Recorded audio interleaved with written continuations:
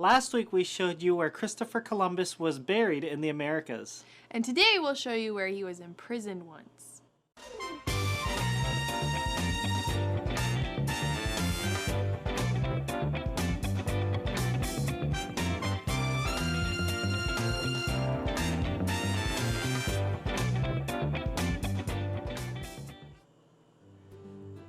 Hello everyone! Hopefully you're having a good day, and if you're not having a good day, hopefully we can make your day better here on Around the World with Joshua and Alyssa. Okay. Last week we told you about a cathedral in Santo Domingo, Dominican Republic, which is the oldest cathedral in the Americas. Today we're going to show you another one of the oldest European buildings in the Americas, and so let's get right into it.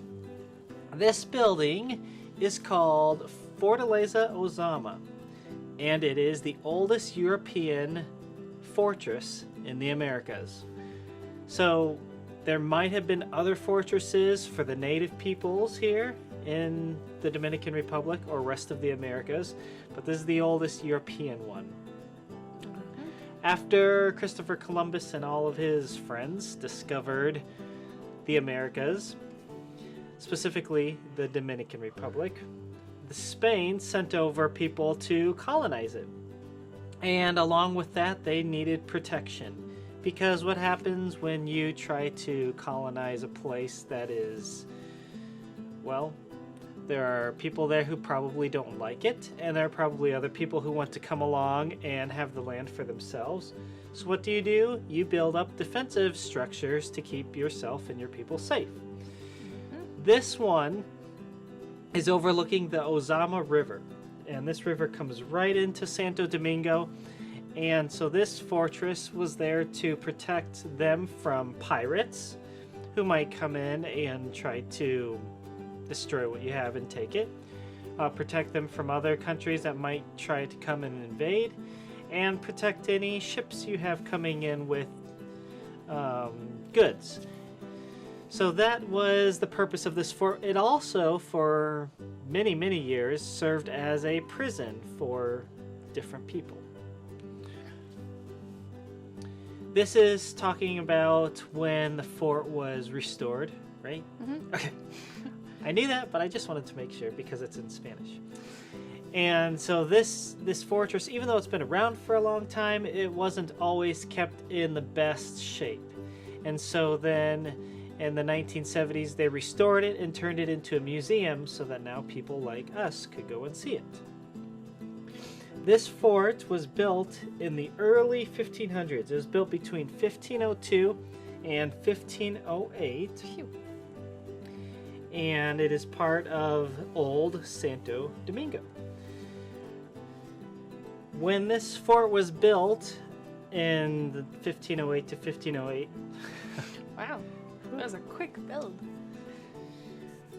upon completion of the building of this fort in 1508, its tower, which is about 60 feet tall, was the tallest European-built tower in the Americas. Obviously, Not anymore. not anymore. And you look at that and you say, well, that's not very tall. But at that time, and by their standards, it was. So as I mentioned, it is a museum now. So after we had gone and seen the cathedral, we came over here, and it has a lot of empty, grounds around it. Just a lot of walking space. And I don't know if it has always been that way, or if maybe at another time there were other structures here. But on the other side of this building, well, you can't really see it right now, but there is this huge wall between it and the river. And the purpose of these ramparts,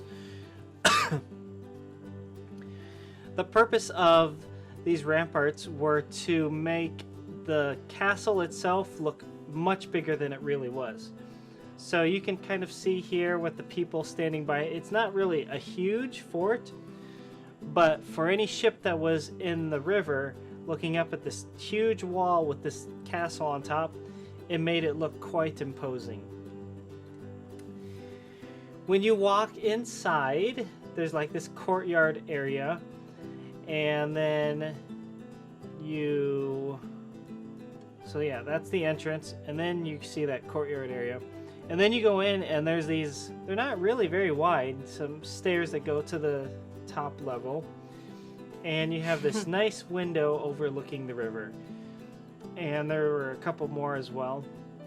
Baby Jaden really loved it because he got to climb up and stand in the window, and it was completely safe. But you can see through that window, you can see the river, the Ozama River on the other side. Here is another look. Right below this castle is a road, a very busy road. We were driving on there. It took a long time to get anywhere.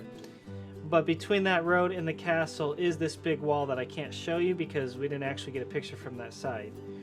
But this is the view of what you would see from the tower when you were keeping guard. Christopher Columbus, when he was governor here, apparently he made the Spanish nobles that were there do a lot of forced labor in the fields and construction and so forth. When word got back to Spain, they took him out of his position as governor and they imprisoned him in this tower for a while. And so Christopher Columbus spent some time here. He was later released and allowed to keep exploring the Caribbean, but he was no longer governor. And so this is where Christopher Columbus was prisoner for a time. Random piece of information. You never know when you might need that. But now you know. Yeah. So pretty cool tower fort that we got to walk through. A lot of the stuff in the Dominican Republic, a lot of the buildings reminded me of the ones I saw when I was in Puerto Rico, which makes sense because I think some of them were probably built around the same time or with really similar styles to them. So it reminded me a lot when I went there. Okay, I have some more story today. So we ended our story last time with the two kids. We have Pasha, the boy, and Shura, his sister. And they had just found out that their father had died, and then really soon after, their mother had died of cholera. And so now they're by themselves. They don't have parents. But they huddled together to keep warm, and they kept encouraging each other that it would be okay, and that somehow it would work out, and that God would take care of them. Well, the next day, they left their little spot by the fence and the train station, and they decided to go over to the graveyard because they thought at least maybe they could go there and find the place where their parents had been buried. So they went there, and when they got there, they saw a man who was like taking care of the graves and organizing things, and they asked him, "Where are our parents buried?" And he said, "How am I supposed to know? There were so many bodies brought from the hospital last night. So many people have died of this disease, and we don't even know who all of them are, and we don't even have time to dig a grave for each one of them. So some of them are just buried together in different groups." And he kind of pointed to the graveyard behind him. And the kids realized that there were big mounds of dirt back there, and they didn't have any signs on it, so they didn't even know where their parents were buried.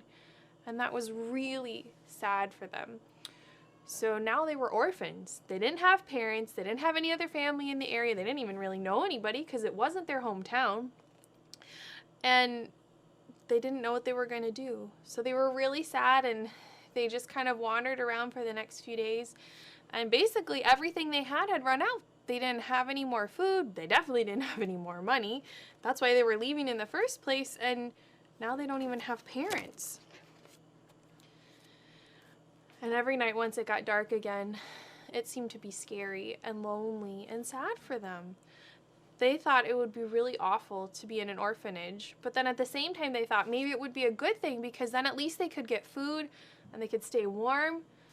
But it just sounded like such an awful thought to live somewhere, to not be with their family, or to have to live with all these other people.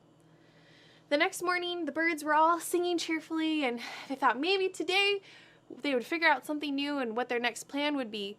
But then a man stopped right in front of them. "Who are you, and what are you doing here?" And they both looked up at him. The man looked a little bit scary, and they realized he had a uniform on, so he must be somebody important. But they were basically frozen with fear. They just didn't know what to say, and it felt like their tongues were all swollen and scratchy, and they couldn't come up with anything. And the man took them and very soon decided that they didn't have any family and took them to an orphanage. Well, that's, I guess, what their next stop was going to be, and that sounded the most awful to them, to be put in an orphanage. But the worst of all was that the orphanages in this area didn't have boys and girls in them together. You had to be separated. So Pasha was separated from his sister Shura. They were going to be sent to 2 separate orphanages. She was going to go one for girls, and he was going to go to one for boys. They had lost their father and their mother, and now they weren't even going to get to stay together. But they didn't have much time to say goodbye. They gave each other hugs, and they were crying definitely as they went to their separate orphanages. Well, Pasha went to his orphanage, and it was worse than even thought. Instead of the boys welcoming him or, putting out a handshake and understanding that he had a similar situation to some of them, they were mean. They pushed him around, they made mean jokes, they weren't kind. Sometimes they all even got into fights, too, and the kids weren't taken care of very well at the orphanage. They only had lots of boiled fish soup, and he could only eat so much of that. It was really bad after a while.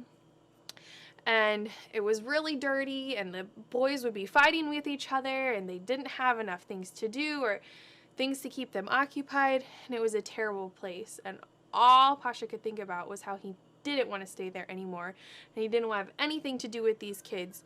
But he thought, how could I run away from here? I don't even know anybody. I don't know anything. Where am I even going to go? So what do you think? Do you think he's going to run away? Do you think somebody's going to catch him? Will he just get lost? You're going to have to come back next time to find out what happens. As I was listening, that reminded me that we are blessed in that most of the time when people we know die, we at least get to know where they're buried or get to have a funeral for them. And a lot of people don't even get that still today. So just a reminder to be thankful for what we have. Yep. It sounds really sad to lose so many things all at one time. Yep. Yeah. Well, we are going to tell you about a missionary today in the Dominican Republic who we got to meet a couple months ago.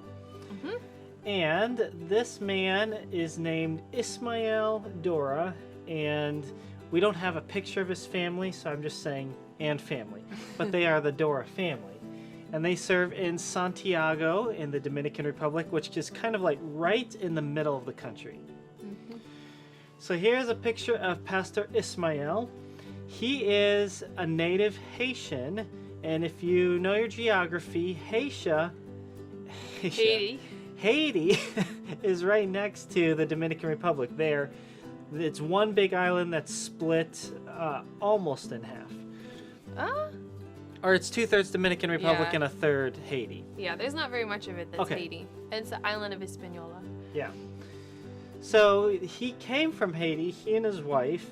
They went to the U.S. He got an education there. He actually has his doctorate in a theological degree from the U.S. And then while they were here in the U.S., they realized that God wanted them to go back to serve the Haitians. But they went to the Dominican Republic because there are so many immigrants from Haiti in the Dominican Republic that they sensed that that's where God wanted them to be to serve these people. This is a building where they currently have a preschool, a preschool, and they hold church services here on Sunday. So when we first visited Pastor Ismael, we got to visit the school. And this school is just starting out. They only have a couple teachers. He wants to expand it all the way through elementary for as many kids as they can take, but they just can't expand right now because they just don't have the teachers. And even these teachers, even though they're willing, they don't have all the education that they would like to have in order to teach really well. And so they're voluntarily doing the best that they can with what they have, but their dream is to get bigger than this. And there's 2 classes of these preschool kids meeting in this one building. It's not a very big building, so they're kind of like hanging up little curtains, but you can definitely hear from one class to the next. Yes. So that also, as a teacher, would be really tough to focus on. Yep. and they all sit around. Each class has one big table that they all sit around just like this and do their work. Yep. So here is another picture of some of the kids from that preschool. Pastor Ismael also teaches Bible classes in the evenings, some of the evenings during the week. And so his desire is not just to have an elementary school for kids, but also to have a Bible university or Bible institute where people can come and learn and get degrees in Bible. So right now he teaches at another location, and when we were there, it was a packed room. When we first started, there was maybe a dozen people at the most. And by the time we were done, which was, I don't know, an hour and a half later maybe, there was, I don't know, 50 people in here. It filled up real fast. There was a lot of people. And they all came in to learn more about the Bible. And he was talking about different, I don't even remember the exact topic, but he was getting into different theological things. And pretty deep, too. We went to their church service on Sunday morning and got to participate in that. And that was really neat to see another culture worshiping God in their own different ways that they do that. It was interesting because this building has one aisle down the middle, and on the one side sat all the ladies, and on the other side sat all the men. And somebody asked Pastor Ismael, why do you guys segregate like this? And he said, I don't know. They just do it. He said, we don't do this back in Haiti, but when we first had a service here, that's what they did, and so we just kind of stayed with it. But not because they have to, that's just what they do. And so here's a picture of all the ladies on the one side and with their kids, and they're singing during the service. And then at the end, they all walk home, except for maybe a half dozen people who had motorcycles and maybe one or two cars. But for the most part, they all walked home because they just live in the area. We also got to visit this, what do they call it, a pension? It's that building that's in the middle of the picture, but a little higher up, so not exactly in the middle. But that is a building that a Dominican person has built, and then they basically let immigrants come and stay in here and, in a sense, rent out the place. But the person who owns it does no upkeep. So they built this building. He lets people come and live in here, and he gets paid for it. But he just hands off, so nothing happens. If there's problems there, he doesn't come and fix it. It's just a place for them to live cheaply. Which, on the one hand, it's nice because they have a place, but on the other hand, it's not nice. Yeah. Not a nice space. No. So we went there and we gave them some different supplies and hygiene items, some clothes and things, and they were all super grateful for that. But we didn't take a lot of pictures while we were there because we didn't want to be conspicuous, and we didn't want to look like the tourists who just come in and want to take pictures of your place and then leave. And then we got this drone shot. But just gives you an idea of how some of the people there, they're so poor that this is what they have, and basically there's just a whole community living in here pretty cheaply, but it's nothing you would ever want to live in. And these people are from Haiti, and they have come to the Dominican Republic because Haiti is such an awful place to live.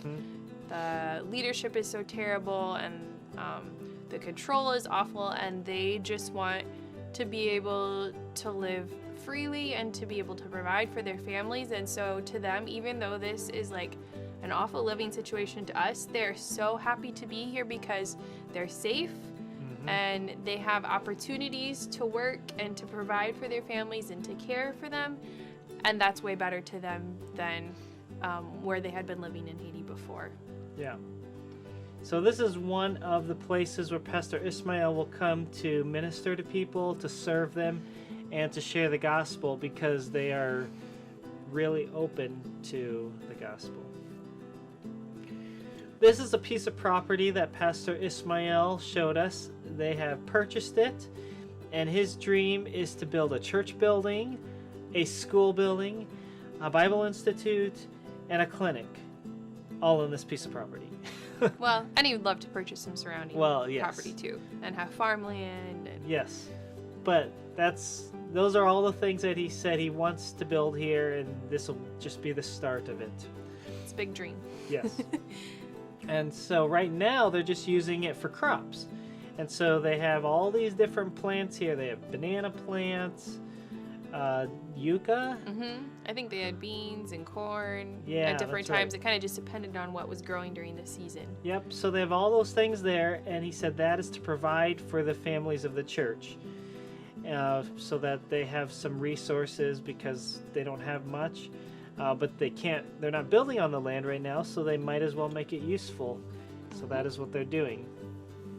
So that is Pastor Ismael. Oh, I forgot. He also wants like an orphanage as well. Yeah. So that he can take care of the kids, like in our missionary story, who don't have families, but then also have a school for them and share the gospel with them.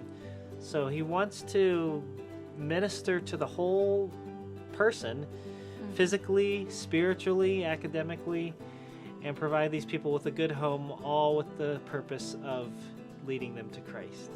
And so it's a really neat ministry. It's really neat that they left America to go back there and to do that, because that's not an easy thing. To leave what they were used to here in the U.S. to go back to a place that doesn't always have electricity or doesn't always have running water, and you don't have air conditioning, or and it's hot, or lots of different things that they got used to by living in the U.S. And then for him to go back with his family and his kids was a big change. But they're doing it because they love God and they love others a lot and want to share the good news of the gospel with them.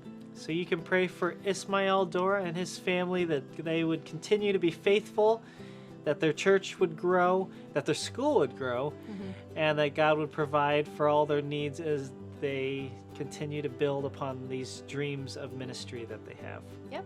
Make sure you come back next time. Here's some more story. We'll see you then. Bye. Bye.